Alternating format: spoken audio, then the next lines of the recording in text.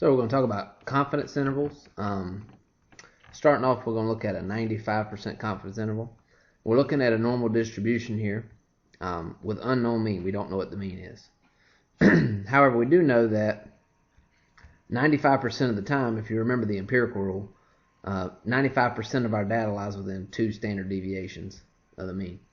So 95% of the time, if I'm taking a sample out of this population, I'm going to get a sample mean within 2 standard deviations of the mean, even though I don't know what that is. So let's take a look at the first sample that we do. So this is the sample that we get. Notice that it is within 2 standard deviations. This is the markers for 2 standard deviations. It's within that. So when we go 2 standard deviations to the left and 2 standard deviations to the right. And notice that it does include the population mean. Okay, because if we don't know this value, we really don't know when we take a sample if we're dead on or if we're to the right or if we're to the left of that population mean. We don't know. But 95% of the time, we're going to get something within 2 standard deviations. So if we go 2 standard deviations on each side of that mean, then 95% of the time you're going to capture the true mean. And that's basically the underlying principle of a confidence interval. So let me do a few more here. Another sample, the sample mean is just a little bit lower. We went 2 standard deviations, again we called it. This time we got a sample mean that was below the population mean. But when we went 2 standard deviations on each side, it still captured, inside this interval, we captured the population mean. This one's almost dead on the population mean. So once we go 2 standard deviations to the left and 2 standard deviations to the right, well, of course, we're going to capture it. So I'll do some more here, and I'll actually go ahead and do a sample of 50 now. 50 times. The ones that are in red, this was our sample mean here. Sample mean is slightly outside 2 standard deviations. So when we go 2 standard deviations to the left, 2 standard deviations to the right, we don't capture the true mean. So how often is that going to happen? That's going to happen about 5% of the time, because 95% of the time it is going to capture it. Notice that we have the percent hit here is 89%. If we do another 50, notice that only 2 out of those, this is doing for the whole thing, but out of this 50, only 2 of them didn't meet. And so that's 2 out of 50 or 4 out of 100. That's 96% of those met. Okay, so over the long term, about 95% will capture the true mean. So if we look at a 80% confidence interval, notice that we get more reds. It means it did not capture the true mean more often, because we're only 80% confident. 20% of the time, it's not going to. So also you can notice that the sample means aren't really any different here. They're about the same thing. But the length of these intervals are smaller. And that's because if you're more confident, the higher your confidence level goes up, then the longer your intervals are going to be. So if I look at a 90, notice they get a little bigger. 95 is what we started with. And then 99, they get even longer.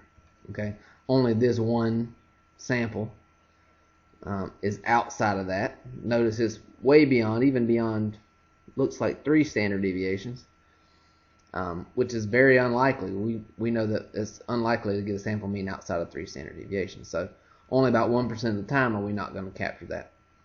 Okay. So we'll look at an example.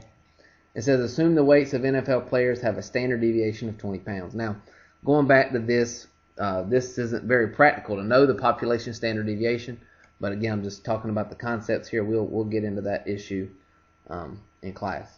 So we take a random sample of size 100 NFL players' weights and get a sample mean of 255 pounds. Now, one thing to know, we don't know what the population mean is. We don't know if 255 is greater than the mean or less than the mean, or if it's exactly the population mean. We don't know. But we're going to find a 95% confidence interval for the true mean weight. Okay. Well, if we know that 95% of the time we're going to get a sample mean within 2 standard deviations, or about 2 standard deviations on each side of the mean. So what we're going to do is take the sample mean and go 2 standard deviations to the left, 2 standard deviations to the right, and that's going to give us our confidence interval. Okay, so again, we're talking about the sampling distribution. Each time you take a sample of 100 NFL players, you don't expect to get the same mean every time. Okay, you're gonna get a different mean, but all of those possible 100 samples that we get, we call that the sampling distribution. Okay, and we know that it is normally distributed because we know that if the size of the sample is at least 30, then it's approximately normally distributed. And since n is equal to 100 here, that's greater than 30, we know that it is actually, this should say approximately normally distributed. But the higher n is, the more normal distributed it looks, so it's going to be pretty normal. But not exactly. So, and the standard deviation of the sampling distribution is 20 divided by the square root of 100. Remember, that was for the sampling distribution presentation, which is 2. So what that means is a typical difference for the sample mean each time you take a sample of size 100 for these NFL players, it differs on average about 2 pounds. That's what standard deviation means here. So we're basically looking at this. Okay, we don't know what the mean is here, but we don't know what z equals. This is z scores, so we don't know what z equals 0 is. We don't know what the mean is, but we do know that it's normally distributed, and we do know that the standard deviation of the x bars is 2. Okay, so if we're doing a 95% confidence interval, we're looking at about 2 standard deviations on each side of the mean. Okay, again, we don't know if 95 is, or 255 the mean, if it's right here. We don't know if it's here. We don't know if it's here. We don't know. It may be outside of 2 standard deviations. There's a 5% chance that it's outside of it. Okay, but what we do know is that if we go 2 standard deviations on each side of that mean, then about 95% of the time we're going to capture it. So I'm going to do an estimate this time. This is 255. And I'm going to go to the left and the right. That's a plus or minus 2 standard deviations. Well, 2 and my standard deviation is 2. Okay, so this is an approximate, because if you remember, the empirical rule says that about 68% lies within 1 standard deviation, and about 95% lies within 2, and about 99.7 lies within 3. But it's not exact, but we can get a little more precise in a minute, and we will. But this is 255 plus or minus 4, basically. So 255 minus 4 is 251.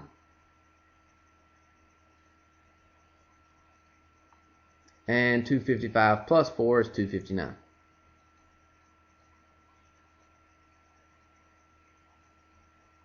Okay, so that's our confidence interval. And we interpret this confidence interval by saying we are 95% confident that the true mean weight of NFL players lies within this interval. Okay, that's what it means. So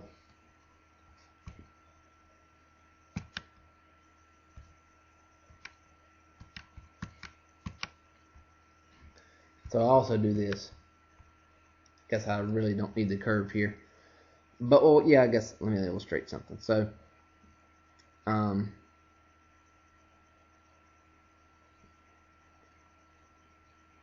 95%, the middle 95% is slightly below or inside of 2 standard deviations. And I'll show you how I know that.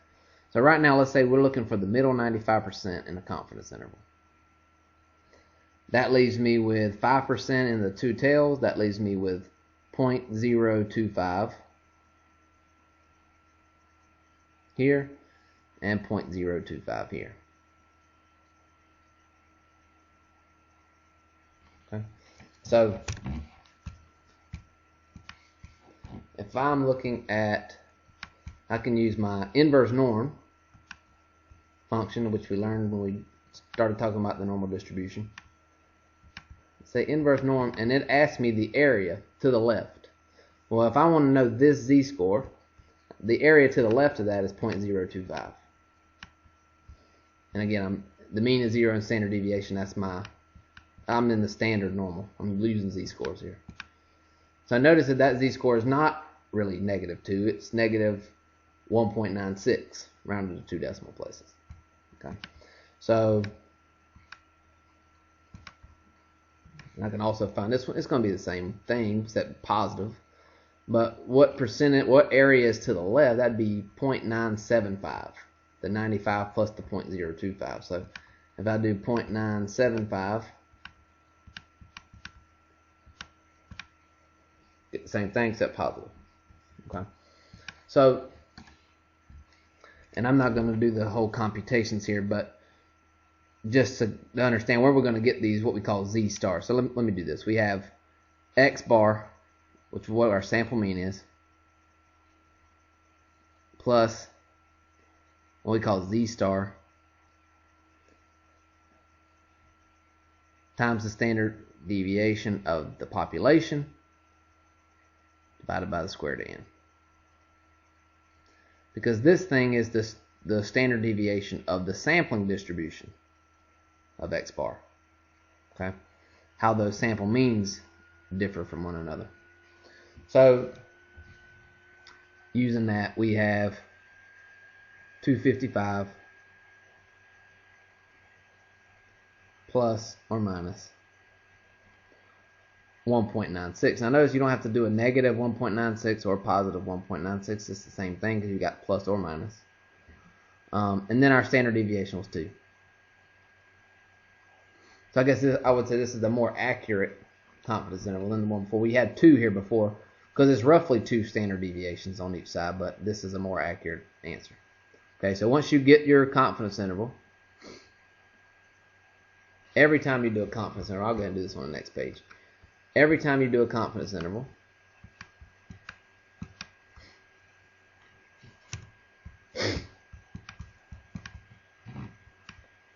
you need to interpret it. And that looks like this.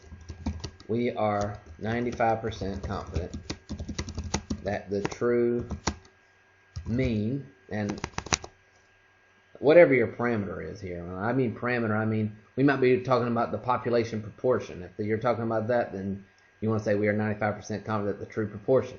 But in this case, we're talking about the mean. So we are 95% confident that the true mean weight of NFL players lies in this interval. Of course, you have to find the interval first. Last time we got 251 and 259. But if you've already stated the interval, you don't have to put it inside your interpretation. That's my statement. Now, sometimes you're going to be asked, what does 95% confident really mean? And they'll say interpret 95% confidence, or interpret the confidence level. And what we do there is we say, if we were to use the same methods over and over again, it doesn't have to be exactly this wording, our confidence interval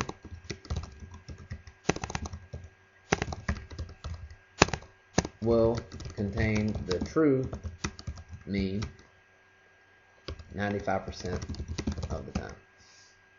Okay, so what is that? That goes back to what we were looking at the beginning. If you were to do another sample, took another sample of 100 NFL players, you probably wouldn't get 255. You might get 254. You might get 258. You might get 260. Okay. But if you go 2 standard deviations to the left and 2 standard deviations to the right of that sample mean, you get another confidence interval. Well, if we did it a bunch of times, just like the original, going back to this, each time you do it, this is what it's saying. 95% of the time, your confidence interval is going to capture the true mean. In other words, this is a 99%. This one's the only one that doesn't capture the true mean. And that's because we got a sample mean that was unlikely. It was out here in the extreme tail.